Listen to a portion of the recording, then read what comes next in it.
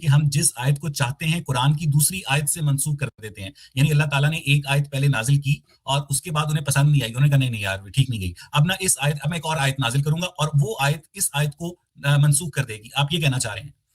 نہیں سر, یہ آیات بہت ساری, جیسے طلاق کی آیت ہے, تو طلاق میں جو ہے نا سورہ چار صورتوں میں طلاق کے بارے میں, ٹھیک ہے. اب آپ کے ذہن میں جو آیات آتی ہے, جو میں تدبر غور فکر کرتا ہوں, تو اس میں مثال کے طور پہ پہلے آیت مجھے ادھر سورہ نساء کی آ جاتی ہے. تو یہ جو آیت میرے ذہن میں آئی ہے نا, تو وہ علیقہ کی ہے, اللہ کی طرف سے آتی ہے وہ آیت, ذہن میں آئی وہ بات, تو میں نے وہ پہلی آیت بتائی, 2 آیت بتائی میں نے آپ کو, تو تیسری اور چوتھی میں بھول گیا, سمجھے آپ. تیسری اور چوتھی جو 4 آیتیں ہیں آیت طلاق کے بارے میں, تو وہ چوتھی اور تیسری میں بھول گیا, تو 2 آیت سے میں نے آپ کو بتا دی وہ طلاق کے بارے میں. تو یہ جو ہے انڈرسٹینڈنگ کا مسئلہ ہے. وہ جو مولانا کہتے ہیں کہ نہیں آیات, اب دیکھیں طلاق کا بالکل ڈیٹیل سے اس میں واقعہ, اس میں اور ڈیٹیل سے ساری چیزیں طلاق کے بارے میں لکھ دی گئی ہیں, لیکن اس کتاب سے نہیں مانتے. طلاق کا جو جتنے بھی ان کے بیانات ہیں آپ دیکھ لیں, اس کتاب سے طلاق سے وضاحت نہیں کریں گے آپ کو. تو یہ طلاق کی جب ہم دو آیت ہم نے اس کتاب کے مطابق ہم نے بیان کر دی, آپ کو بتائی, تو وہ 2 آیت جو بھول گیا میں, وہ اللہ کی طرف سے بھولا ہوں. تو اللہ تعالیٰ تو شروع میں کہہ دیا کہ ہم نے نفس میں مبعوث کر رکھا ہے ہر کسی کے. یہ جو آیت جو جب اللہ تعالیٰ نے اپنے انسان کو جب بنایا, آدم کو بنایا مٹی سے, تو اس کو اللہ تعالیٰ نے جب اپنی روح پھونکی, تو روح جو ہے اس کتاب کی روح پھونکی تھی, پھر سجدہ کروایا. اور یہ جو ہے کانسیپٹ لوگوں نے بنایا ہوا ہے کہ جب آپ سجدہ مٹی کو کروا دیا شیطان سے, ابلیس سے, تو ابلیس نے انکار کر دیا تو فرشتوں سے, تو یہ تو فزیکل سجدہ نہیں تھا, یہ اللہ تعالیٰ کی آیت روح کا سجدہ کیا تھا انہوں نے.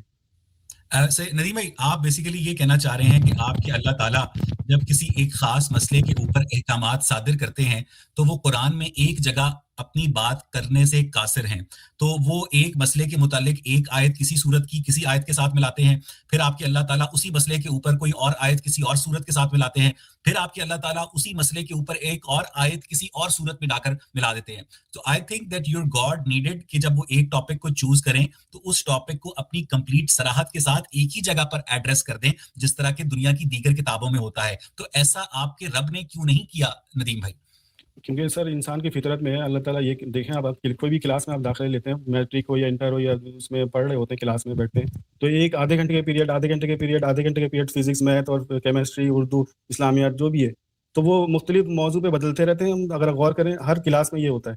تو اللہ تعالیٰ نے بھی اس کتاب کو اگر ایک جگہ پہ, جیسے طلاق کا موضوع ایک جگہ پہ لکھ دیتے, ڈیٹیل بتا دیتے, تو ہمیں تو اللہ تعالیٰ نے کہا ہے غور فکر کرو اور تدبر کرو اس کتاب میں. تو اس کتاب میں تدبر اور غور فکر اس صورت میں ہوگی جب آپ اس میں محنت کریں گے, اس کو تلاش کریں گے. ایسا تو نہیں ہے آپ کو سارے موضوع ایک پیج میں سارے موضوع بتا دیا جائے اور اس کو ترتیب کے ساتھ جو ہے ہر جو ہے اس میں سمجھنے حرج والا کیا جو تھا ہے. ندیم بھائی, اس میں حرج کیا تھا کہ سارے موضوعات ایک ہی پیج پر ترتیب سے بتا دیے جاتے تاکہ طلاق کے موضوع پر یا دیگر موضوعات پر مسلمانوں کا آپس میں اختلاف نہ ہوتا. جب فزکس کا پیریڈ ہوتا ہے اسکول میں تو آپ ایک پورا ٹاپک کمپلیٹ کرتے ہیں, جب کیمسٹری کا پیریڈ ہوتا ہے تو آپ ایک پورا ٹاپک کمپلیٹ کرتے ہیں.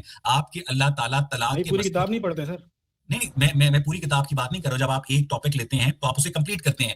آپ کے اللہ تعالیٰ نے ایک موضوع کے اوپر آیات کو قرآن میں بکھرایا کیوں, ان کو ایک جگہ کلپ کیوں نہیں کیا؟ یا یہ کتاب جن عربوں نے لکھی ہے ان کو جب کوئی نیا خیال آتا تھا وہ اس کو نیا ایڈ کر لیتے تھے. مجھے لگتا ہے کہ آپ کے اللہ تعالیٰ کو مشق کرنی چاہیے کہ کتاب لکھی کیسے جاتی ہے. سر انسان کی دلچسپی, اللہ نے انسان کو بنایا ہے نا, اس کی دلچسپی بھی پتہ ہے کہ اگر آپ ایک کتاب کو, جیسے مثال کے طور پر میں نے کلاس کی مثال دی آپ کو, مثال اس لیے دی ہے کہ وہ دلچسپی رہتی ہے. میتھ کے بعد پھر اسلامیت پڑھ لیا, پھر اسلامیت کے بعد فزکس پڑھ رہے ہیں. اگر وہ پوری 4 گھنٹے کی کلاس اگر فزکس کی ہوگی تو وہ بچے بھی بور ہو جائیں گے اور وہ کلاس میں وہ دلچسپی بھی نہیں رہے گی. تو یہ جو آدھے گھنٹے کی جو پیریڈ ہوتا ہے نا, یہ آپ پریکٹیکلی طور پہ لائف میں بھی دیکھتے ہیں تو آپ کو سمجھ میں آتا ہے کہ نہیں, یہ انسان کی فطرت ہے یہ کہ وہ بور نہیں ہوتا. ایک ہی سبجیکٹ جو ہے, اگر اللہ تعالیٰ نے اگر شروع میں جیسے مثال کے طور پہ پہلی صورت میں اس میں ایک ہی سبجیکٹ لکھ دیتے, تو ظاہر سی بات ہے وہ ہمیں بھی تو کہا ہے نا غور فکر تدبر کرو, آپ بھی لکھو قلم کا فکر تدبر کرو, آپ بھی لکھو قلم کے ذریعے سید سے بھائی, نہیں سکھایا. قرآن مجید میں طلاق کے موضوع کے اوپر جتنی آیات ہیں اگر آپ ان کو کمبائن کریں تو قرآن کا آدھا صفحہ بنتا ہے. یعنی ایک آدھے صفحے کے مسئلے کے لیے آپ کے اللہ تعالیٰ نے جا بجا قرآن میں مختلف آیات جو ہیں وہ بکھرا دی تاکہ جو مسلمان علماء ہیں وہ آپس میں ہی دست و گریباں رہے. اس میں تو کوئی اتنی بڑی راکٹ سائنس ہی نہیں ہے نا. آپ طلاق کا مسئلہ ہو یا کوئی اور مسئلہ ہو, آدھا صفحہ ہو یا پونا صفحہ ہو, کیا آپ کے اللہ تعالیٰ انسانوں کو اتنا کند ذہن سمجھتے تھے کہ وہ آدھے صفحے کا یا پونے صفحے کا ایک مسئلہ ایک جگہ پڑھنے سے قاصر ہیں, تو اسی لیے میں جگہ جگہ بکھرا دوں آیات کو؟ اگر طلاق کی آیت آپ غور کریں گے نا تو وہ اس میں ایک ہی طریقہ ہے جس میں وہ طلاق کا ذکر ہے, اور ایک ہی موضوع ہے, اور ایک ہی طریقہ کار ہے جو طلاق کا جو ہے نا وہ. تو وہ الگ الگ نہیں ہے آپ کے کہنے مطابق، وہ صورت میں کچھ اور ہے، ادھر صورت میں کچھ اور، ادھر صورت نہیں ایک نہیں ہی نہیں طریقہ سر، میں ہے. نے یہ نہیں کہا. میں نے کہا ایک موضوع کے اوپر آپ کے اللہ تعالیٰ تمام آیات ایک ہی جگہ کیوں نہیں رکھتے؟ سر آپ کو ایک مثال دے دی کہ آپ دیکھیں دلچسپی ہوتی ہے انسان کی نا، اگر وہ پوری کی 6200 کچھ آیتیں ہیں ٹھیک، تو 6200 آیتوں میں اگر اللہ تعالیٰ نے ایک جگہ کچھ ایک جگہ پہ دوسری جگہ پہ ڈال دیا اور تیسری جگہ پہ ڈال، تاکہ آپ کو موضوع جو ہے سمجھ جو ہے ایک ہی رہے. ایسا نہ ہو کہ طلاق کا طریقہ ایک کہیں اور ہے، دوسری جگہ کہیں اور طریقہ ہے، تو وہ نہیں نہیں ندیم اللہ بھائی، تعالیٰ نے. آپ کے اللہ تعالیٰ نے طلاق کا اگر طریقہ بتانا تھا جو کہ ان کے خیال میں انسانوں کو نہیں پتا تھا، اور اللہ تعالیٰ کے طریقہ بتانے سے پہلے انسانیت میں طلاقیں نہیں ہوتی تھیں، اگر ایسا ہی ہے تو آپ کے اللہ تعالیٰ نے قرآن مجید کے ایک صفحے کو چن کر اس میں ایک پیراگرافس میں یا 2 پیراگرافس میں اپنی بات بیان کیوں نہیں کی؟ انہوں نے ایک جگہ ٹاپک کمپلیٹ کیوں نہیں کیا؟ جی سر، میں نے یہ محنت کی نا، جب میں نے قرآن اٹھایا تو میں نے ایک جگہ کر دیا. اب طلاق ہو یا ایک ہی شریعت ایک رہی ہے، یا اللہ تعالیٰ کی کتاب میں بہت سارے آپ ہیڈنگ ڈالیں گے نا، تو جب ہیڈنگ ڈالیں گے تو آپ تو اس میں دیکھیں گے کہ ہاں یار یہ طلاق کا موضوع ہے، یہ ادھر ادھر. میں نے اپنی ایک ڈائری بنائی جس میں نے ساری چیزیں لکھی.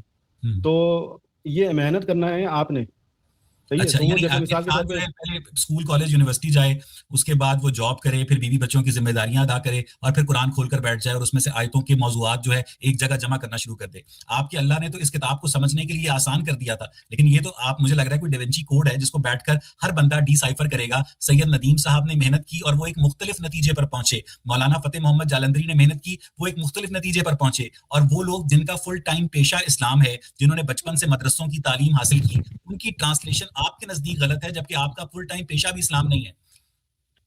دیکھیں مدرسوں میں تعلیم ہو رہی ہے، وہ آپ کو پتہ ہے کیا ہو رہی ہے. ان کو جو ہے قرآن میں سب جتنے بھی مسلمان ہیں جو نام کے لیبل مسلم ہیں، وہ جو ہے یا تو قرآن کو عربی میں پڑھتے ہیں ثواب کی نیت سے، ٹھیک ہے، اور کوئی تجوید میں لگ گیا وہ اس کا حلق سے نکال رہا ہے، ہاں اور ہے میں فرق کرنے میں لگ گیا. تیسرا وہ حفظ کرنے میں لگ گیا، وہ حافظ بننے کی کوشش میں ساری زندگی وہ اس کو دہراتے ہی رہتا ہے. تو یہ جو اللہ تعالیٰ نے جو پہلی آیت میں جو لکھ دیا ہے کہ ذالک الکتاب لا ریب ہے ھدی للمتقین، اس میں سے ہدایت لینا ہے، ہم نے نصیحت ہے، نصیحت لینا ہے. اور اللہ تعالیٰ ایک صورت میں کہتے ہیں کہ ہم نے تمہیں آسان کر دیا ہے، تم نصیحت حاصل کرنے کے لیے تم کیوں نہیں غور فکر کرتے؟ یہ ایسا لکھا ہوا ہے. تو پھر یہ نصیحت جو حاصل کرنا چاہتا ہے اس کے لیے آسان ہے، جو ہدایت لینا چاہتا ہے اس کے لیے آسان ہے. اگر آپ ہدایت اور نصیحت نہیں لینا چاہتے تو یہ کتاب مشکل ہے. تو ندیم تو بیسک ہے نا. بھائی جب آپ اس نتیجے پر پہنچے کہ سورہ بقرہ کی آیت نمبر 105 کی جو صحیح ترجمہ جو ٹرانسلیشن ہے وہ جید علماء کرام نے نہیں کی، تو یہ تو مسلمانوں کے اجتماعی شعور کے ساتھ ایک بہت بڑا دھوکہ ہے. کیونکہ آپ سے پہلے آپ سے پہلے جو ہماری اس پوڈ کاسٹ میں گیسٹ آتے ہیں، کوئی یہ کہتا ہے کہ یہاں آیت سے مراد شریعت ہے، کہ ہم جس شریعت کو چاہتے ہیں منسوخ کر دیتے ہیں اور اس جیسی یا اس سے بہتر شریعت نازل کر دیتے ہیں، ٹھیک ہے. اور وہ بتا رہے تھے کہ اللہ تعالیٰ اصل میں کہنا کیا چاہ رہے تھے. آپ بھی بتا رہے ہیں کہ آپ کے اللہ تعالیٰ اصل میں کہنا کیا چاہ رہے ہیں. ندیم بھائی، جس کتاب کو سمجھنے کے لیے آسان کر دیا گیا ہے، اس کتاب کی تفہیم میں آپ مسلمانوں میں آپس میں اتفاق نہیں ہے، تو آپ بقیہ دنیا کو کس طرح قائل کریں گے کہ اس کتاب کو سمجھنے کے لیے آسان کر دیا گیا ہے؟ ٹھیک ہے، آسان تو اس لیے کر دیا ہے اللہ نے جس کے لیے یہ ہدایت ہے اور اس نصیحت حاصل کرنا چاہتا ہے. اور جو آیت کو منسوخ کر رہے ہیں وہ آیت میں نے لفظ لفظ آپ کو ترجمہ کر کے میں نے پڑھ کے سنایا. اب اس میں ترجمے میں کوئی مولوی یا کوئی جس کو بھی آپ بلا لیں، اگر یہ ترجمے میں غلط میں نے کیا ہے تو آپ وہ بولیں نہیں غلط، یہ تو بات ٹھیک ہے، لیکن اپنی طرف سے بات لے آئیں گے کہ ہاں یہ فلانے بزرگ نے، فلانے جو ہے تبع تابعین، خلفاء راشدین، محدثین